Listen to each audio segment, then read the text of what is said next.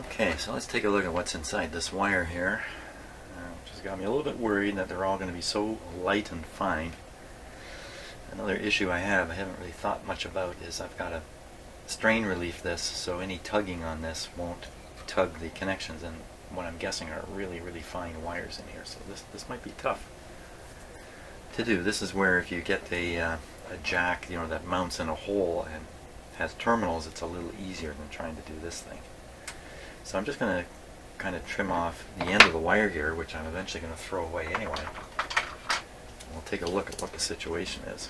I don't want to cut it short right away and then just get myself into more and more trouble. Okay. So it's got some kind of paper wrap here. Okay, so the ground is good. What I mean by that is it's not really, really flimsy. There's not like 5 wires here that are super flimsy. That's not bad. This is not bad. These 2 wires, see, they want this thing to be flexible, right? So they make it all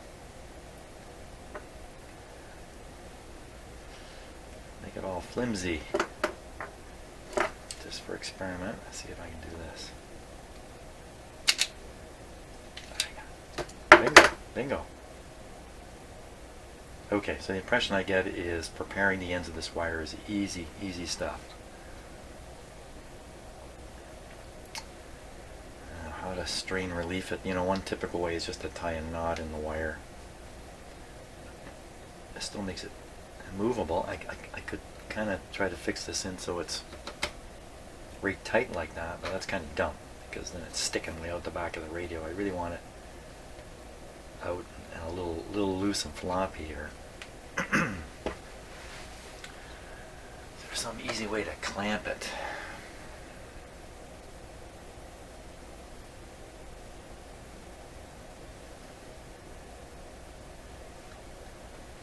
There's 2 holes here. What if I could somehow wind it through both holes? How would that work? Well, you need 3 holes to do that.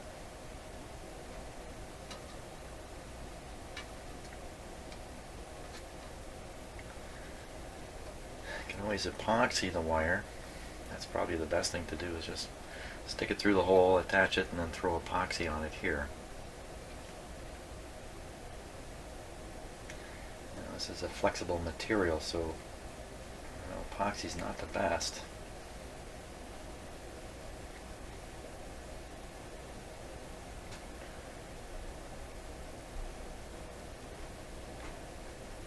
Okay, let's leave that aside so I can cook up some better ideas in my head here. What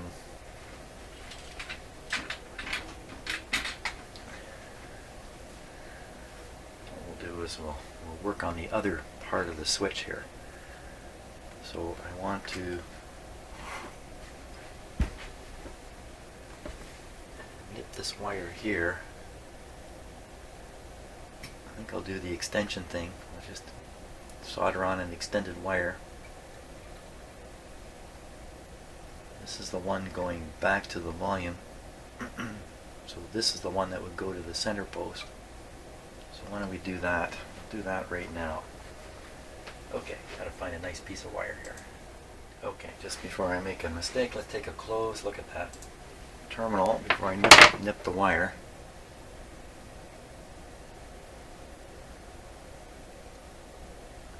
And it is exactly what I think it is. It's just a wire coming to that terminal right here.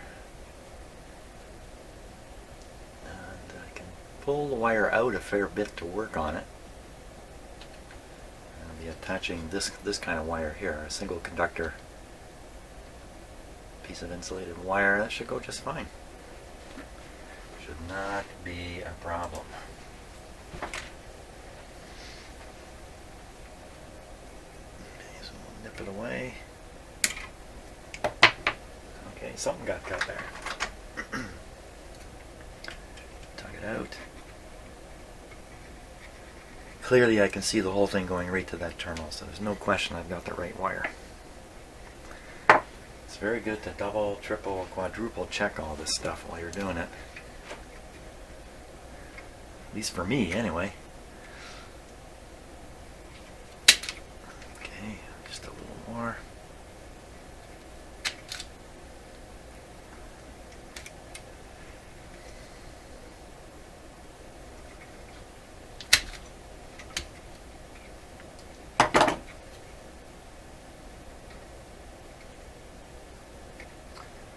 Go now, we need a little bit of shrink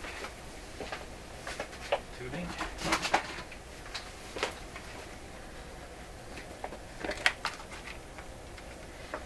A nice black piece.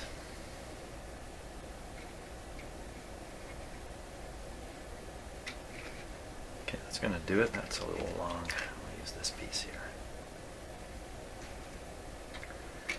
Slide it up the wire away from where the heat's going to be, or I'll shrink it. Premature shrinkage.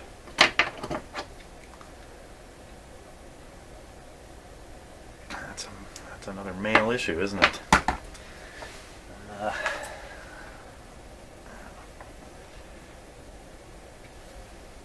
Take our green wire,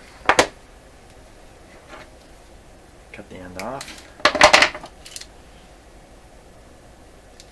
Turn that, turn on the soldering iron here.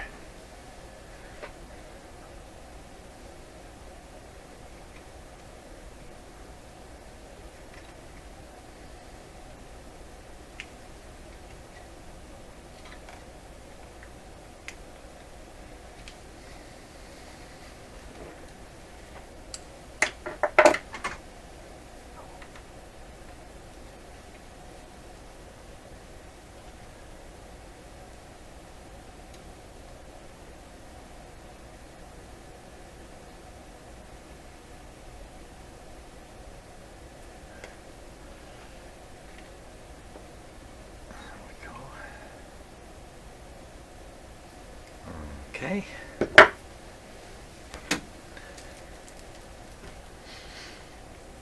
So did I mention the weird weather today? Today is freezing rain. Maybe I did mention it. I woke up this morning and there's frozen rain on everything. So I'm kind of happy to be in the shop this morning. Even though it's Boxing Day. I don't do the crazy shopping on Boxing Day thing. But just like on Black Friday in the United States, which is also happening here in Canada, people line up overnight, and 20 years ago it was just insane. Boxing Day had just gotten out of control. I think it was out of control for the marketers too, because too many Canadians had figured out we'll buy the gift on Boxing Day, day after Christmas, and buy it for, half price or something like that. A big TV or something of that sort. I think it got a little carried away. Okay, now to heat that up, we'll use my hot air gun here.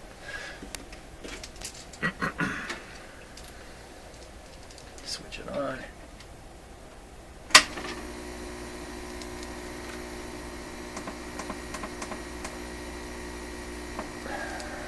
This guy's a little slow to warm up.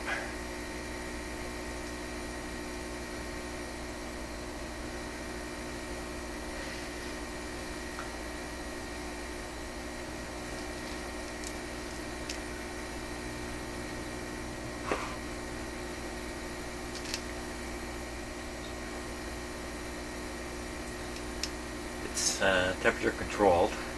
It's 100 now. I got it set for 150 degrees C. 120, 130, here we go. Now let's make this interesting. As interesting as shrinking a piece of shrink sleeve can ever be.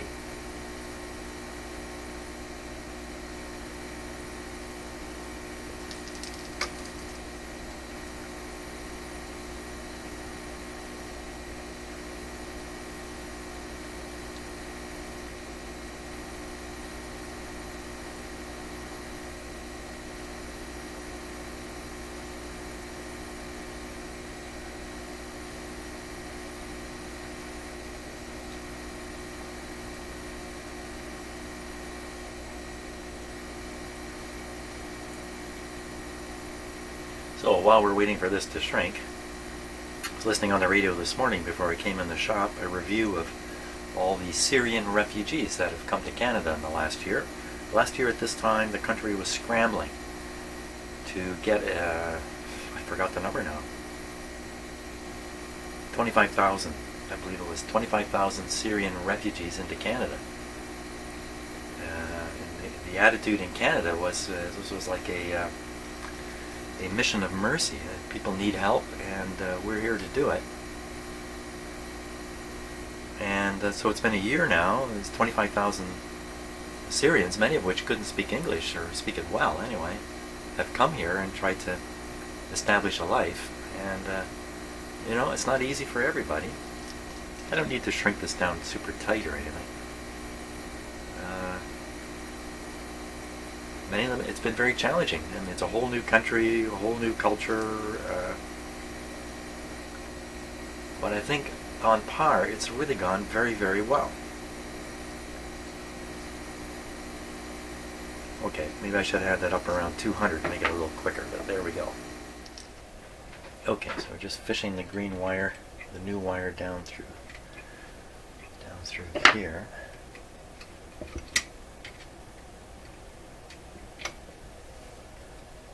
It's got to go to the center terminal there.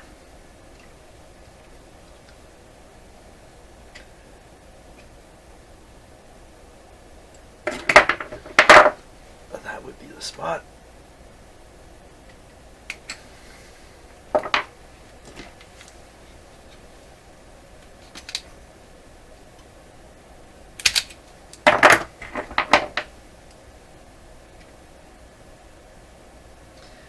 So of course the Syrian children, or refugee children, not just Syrians in Canada, there's other refugees in Canada, and lots of immigrants, all having the same basic struggle.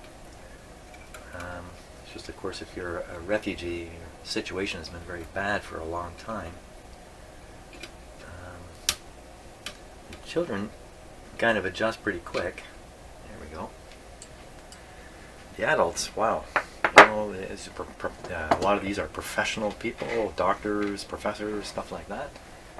And have to give all that up and then come to a new country, and you know, you start at square one. Canada is not an easy country. People think maybe, you know, because we have public health care or something like that, that life is easy in Canada.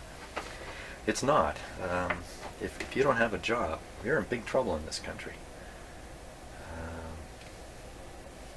And that's true of most countries. I'm not trying to say there's anything terribly different here, but there's nothing magical about Canada in terms of its social support. So I think we're pretty typical of, let's say, Scandinavian countries or maybe Northern European countries. Others in the world. What am I doing that for? Because I'm not concentrating.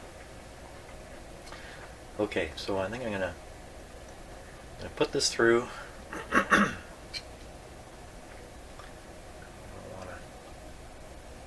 Sure, I've got some room to make mistakes. So if this is hanging out a little extra far in the back, it really doesn't matter.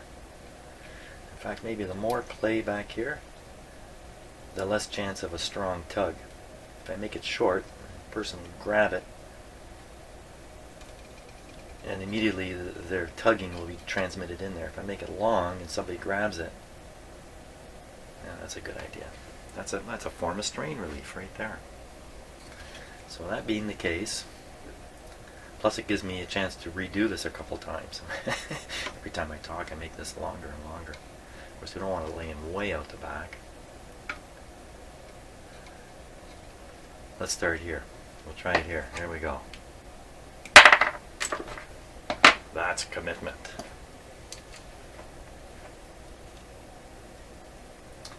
So a lot of Syrians ended up in relatively small places,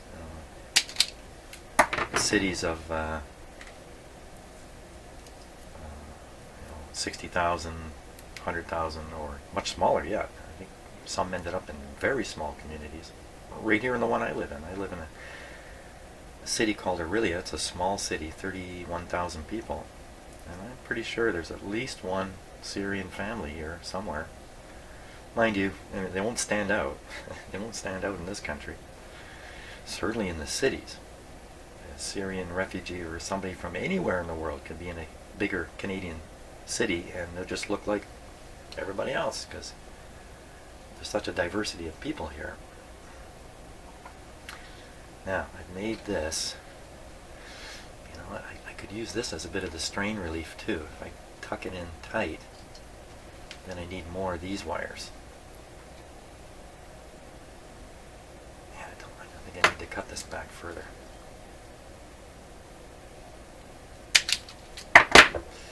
Every time I do that, I'm worried I'm going to cut the wire right off.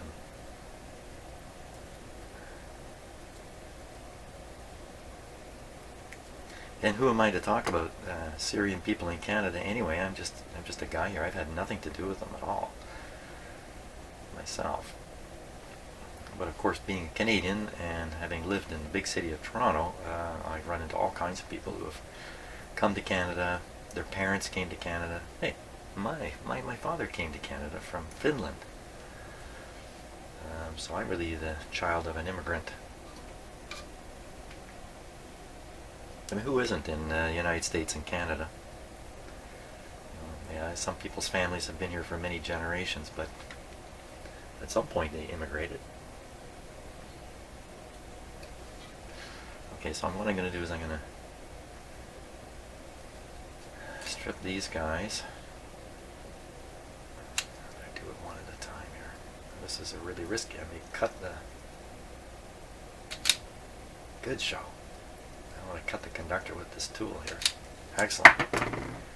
Because taking the insulation off of little fine wires like this is not easy. We'll twist them up. I think a smart idea would be to tin all this stuff up now.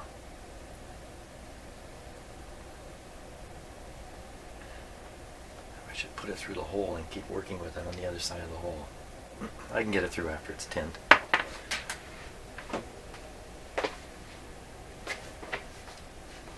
So what I can say about being Canadian and having this Syrian refugee thing happen is it makes me feel pretty good. Me and lots of Canadians are directly involved in helping these Syrian people.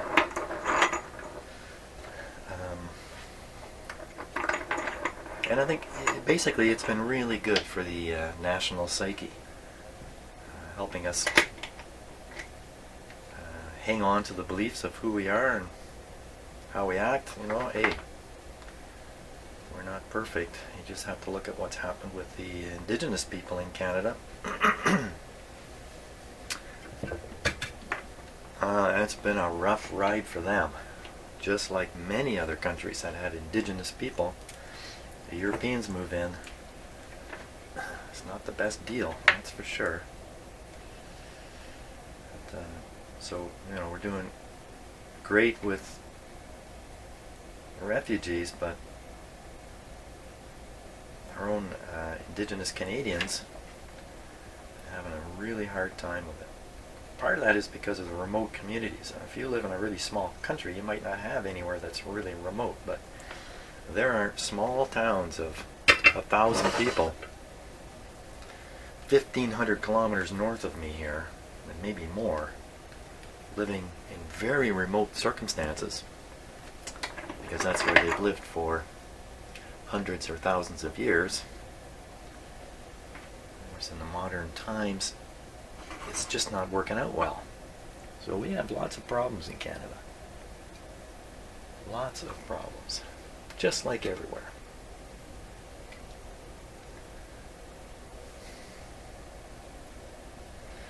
Another thing I don't want to have is too much of this bare wire floating around inside this radio in case somebody's doing that. So I want to tuck this here tight. It all looks good. It looks good. Let's get a little better light on it here. I got a perfect spot right there. Now that's probably going to be sufficient strain relief. Well, maybe not.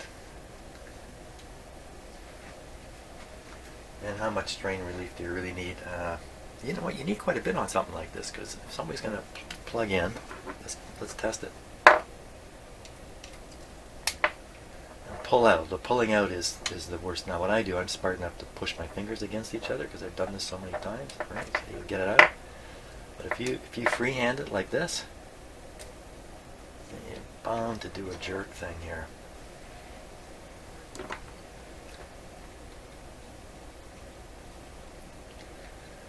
Since we have to assume,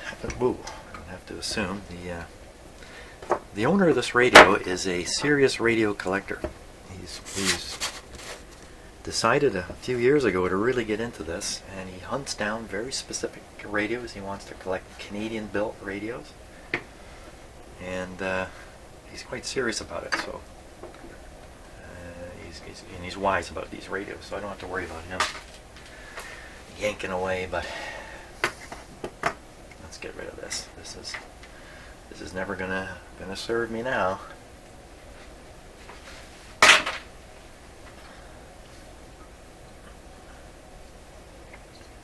So if this was a little child or something, where's my pliers? Here they are. Of course, no child's going to be operating this radio. Get rid of some excess here.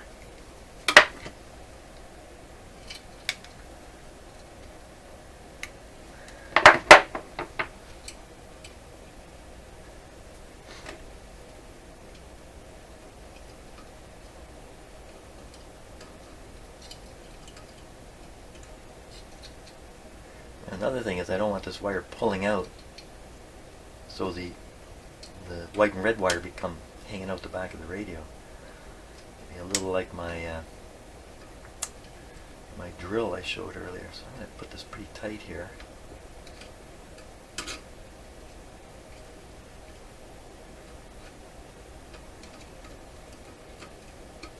We'll glob this up with some solder.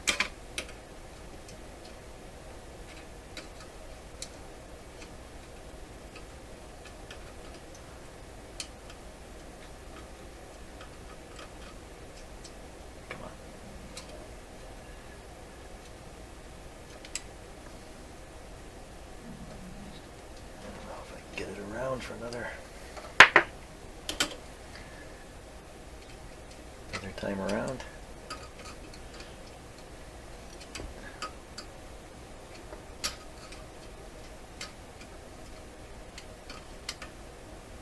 It's pretty good. Let's solder that. Oh, what happened there? Turned on my smoke absorber. Soldering iron.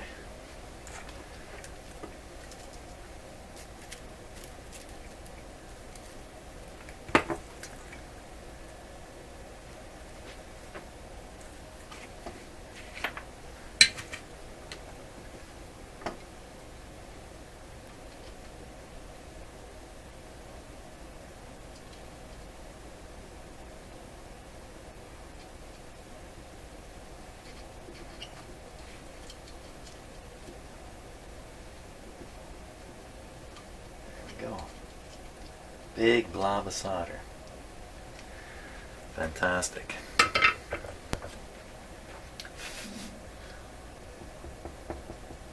Not bad. I just got to bring this end around up to the top here. I hope my stomach's not making it onto the onto my video today, because my stomach is a rumbling. I skipped breakfast. Skipped it so far.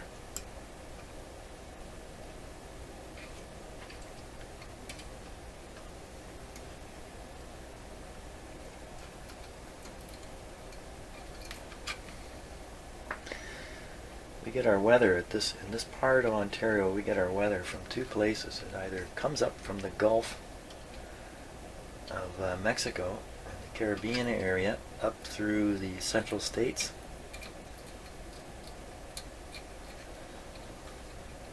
or it comes from, believe it or not, the west coast of Canada, off the Pacific Ocean, all the way across Canada to us here.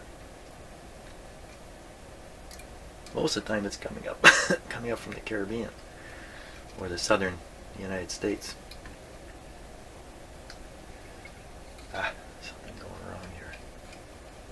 trying to fish it in a little hole.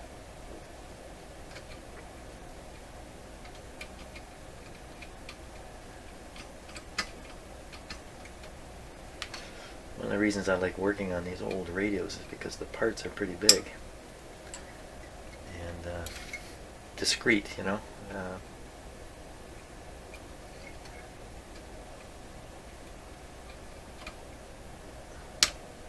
Come on.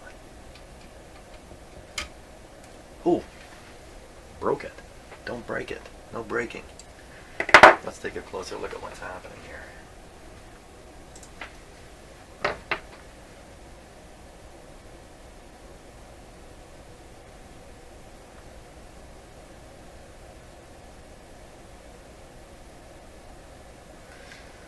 That's solderable as it is.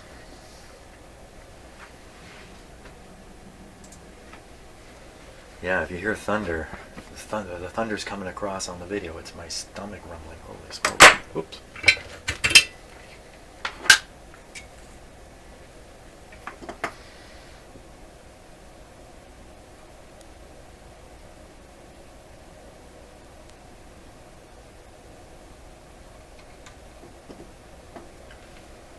Okay, that's good. Last thing now is a new wire from this terminal to there. That'll connect the radio output. See if this is long enough. Nope. That'll connect the radio output to the amplifier. Gotta find a piece of wire here. Okay, sticking with the Christmas theme, I've put in a green wire and I'll put in a red one now.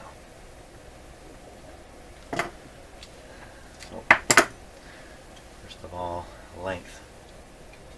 Here down to about there. Cut it a bit long.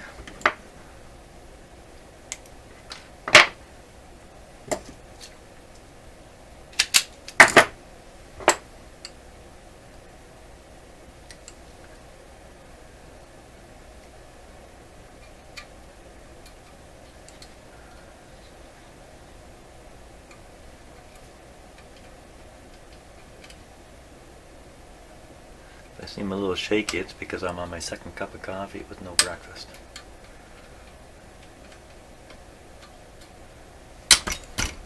Oh. That's gonna do it.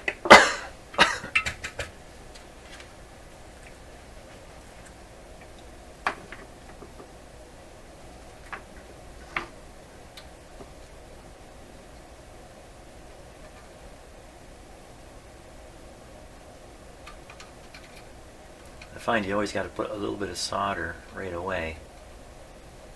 Increase the heat flow from the soldering iron into the part you're working on. I don't think I got it. I think I missed it. Yeah, totally missed it. Oh, look at that. My soldering, I think I must have my soldering iron a little extra hot today. Don't. 346 centigrade is what I'm at. It is a little hotter than usual. Just turn it down a little bit. Okay. Try to tuck this wire down under a bunch of stuff.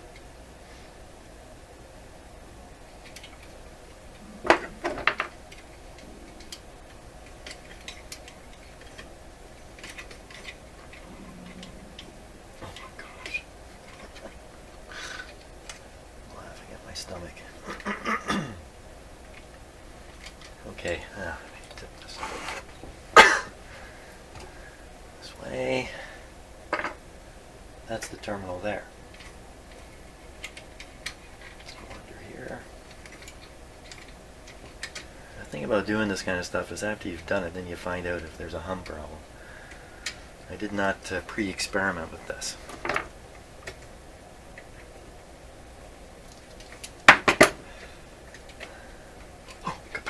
Capacitor, I almost forgot. There should be a capacitor in there. Ooh. I didn't almost forgot. I did forget.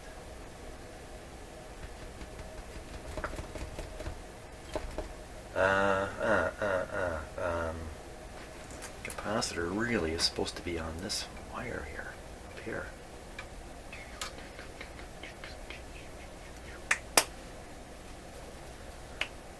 Can I put it on this wire down here?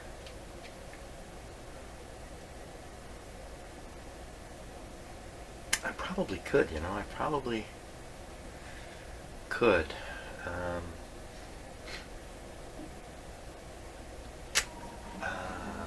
Or should I? Oh, you must be able to hear that. Holy smokes. Or I gotta desolder this and put a little capacitor in here. Let me look at the schematic again.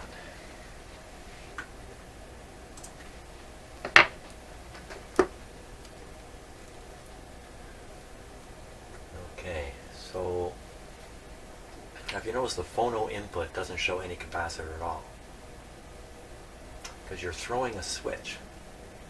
You're throwing a switch, so you're leaving the DC. You're leaving the DC part of the radio behind. And all you're connected to then is there's no source of DC. I don't think there's a problem here. I don't think there could there be a charge sitting there? No, I don't see how it can be a problem. We don't need a capacitor in this case. That's what I think. I think we can get away without it. Good. Okay,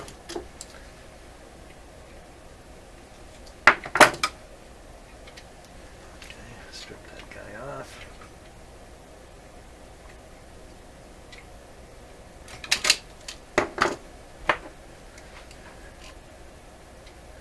Must be my stomach realizes I'm almost done here.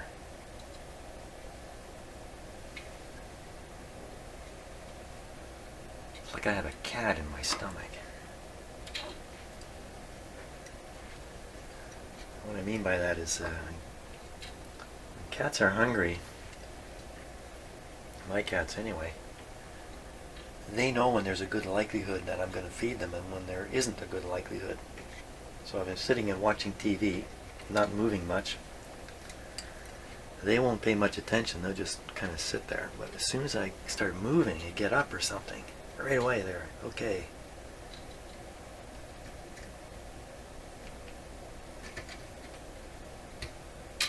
They will chase me. They will let me know that they want to be fed. In no uncertain terms. We were having a discussion last night, my family and I, about just how smart are these animals anyway. Are we that much smarter, really? I often like to think about this stuff. And one opinion was, no, you know what, they're really not smart at all. They're more like trained to do everything you see them do, they're trained to do. They're not terribly conscious or self-aware or anything like that. My own personal impression is that they're very self-aware.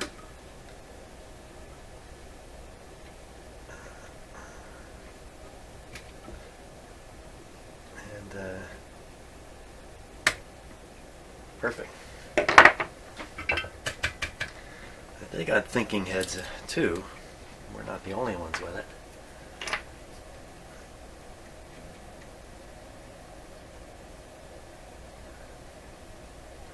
Or maybe more correctly, if they're not thinking, we probably aren't either.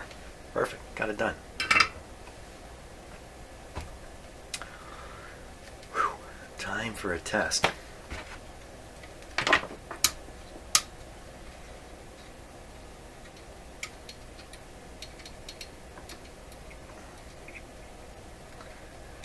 This isn't the test. Okay. What have I got that I can plug into this to test it? I think I've got something right in my shop here. This radio over here. they want to be part of something. They want to voluntarily be part of something else, and they want to have their own direct experience. Yeah, we don't want to be spectators, is what you're saying. No, because before public were looking at performer perform. Yeah. But here I set up different sets of rules that actually it's one-to-one experience. But at the same time, public, it's the other public watching you. You're filmed, you're photographed, plus you're watched by me. So in a way, you're nowhere to escape except in yourself. And when you escape in yourself, you understand, you get into touch with part of yourself that you try to avoid all the time. You know, Really? us with the mobile phones. There we go. You know, the movies, friends, whatever. But not to just sit at the chair and see what is inside. And to Headphones. experience that very moment of being Left and right out. when this happened, So I gotta find a wire now to things plug it in. changed dramatically. I mean, chair was never empty. People slept the whole time. A huge amount of loneliness and pain. Okay. Got a stereo wire. I'm gonna plug it in here. Wait a minute, you know what? Before I plug anything in, let's turn this on and see what comes out of the speaker. Hey, that would be a good idea. Everything okay? Volume, radio's on, volume's down. Switch is set to radio. I believe.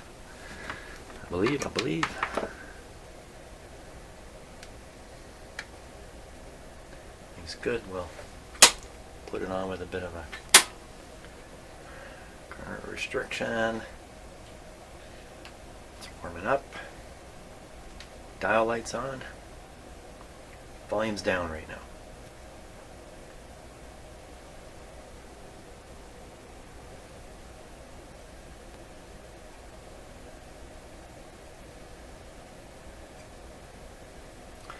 Volume up.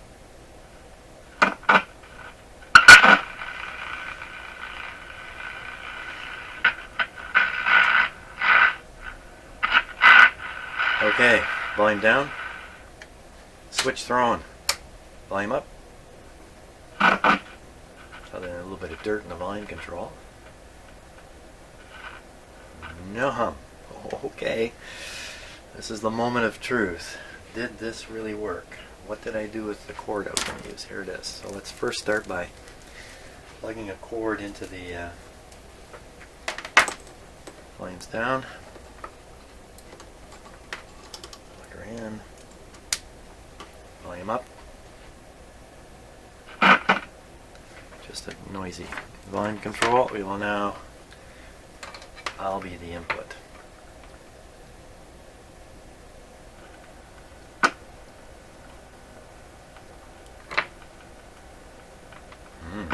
Not much. Okay, now we'll try it from the radio itself. This is going into the earphone jack of the radio. Turn this up a bit. Guessing? Here we go. Crossing my fingers.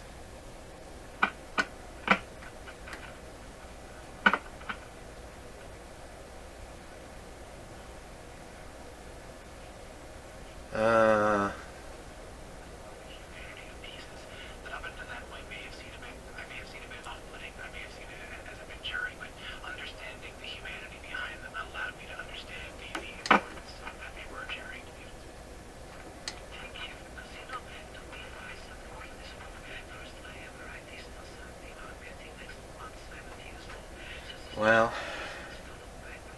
it's pretty quiet.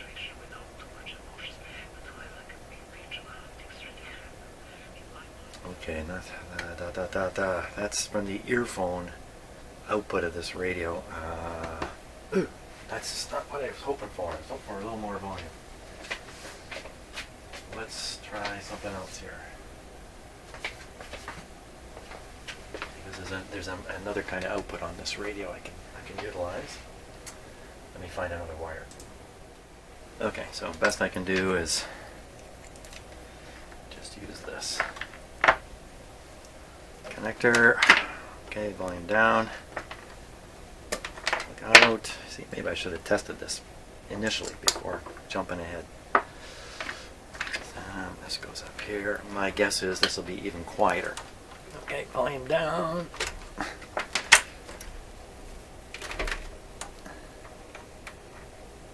Oh, this cord doesn't look good. Uh-oh. I'm going to have to try another chord. Okay, volume is no longer controlled from the front here. Here it is. Come on.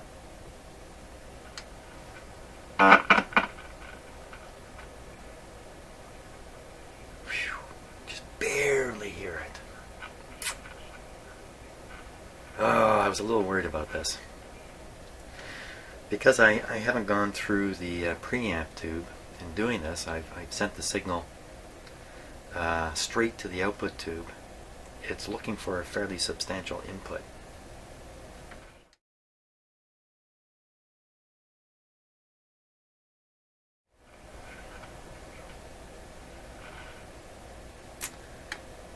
The other thing is I don't have a radio on full power here. Let's go back to the earphone, which is probably more similar to how it will be used by the owner. I can't imagine we're going to get much more volume out of it, but let's try it. Okay, we're in. Turn this radio up about halfway. Turn this guy up. Just to prove we're hearing this. Barely. Okay, volume down. Power's now full. You can see it on here. 122 volts.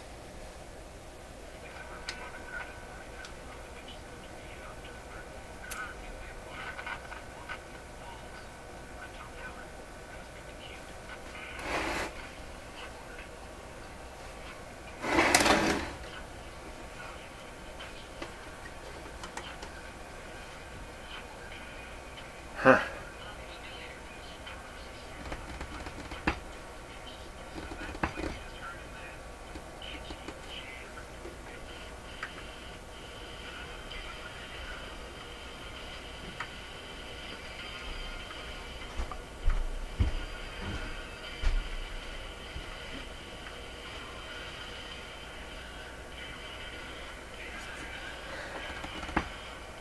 Well, what can I say?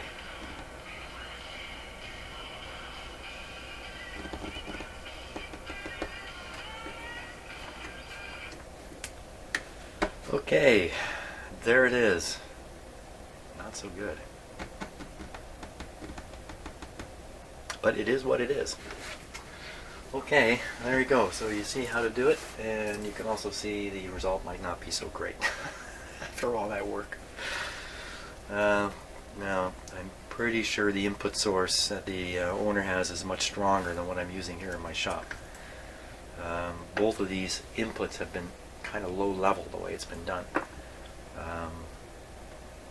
If I had an external speaker output on this radio, that would be better. But this is a headphone output here, and I'm sure it's padded.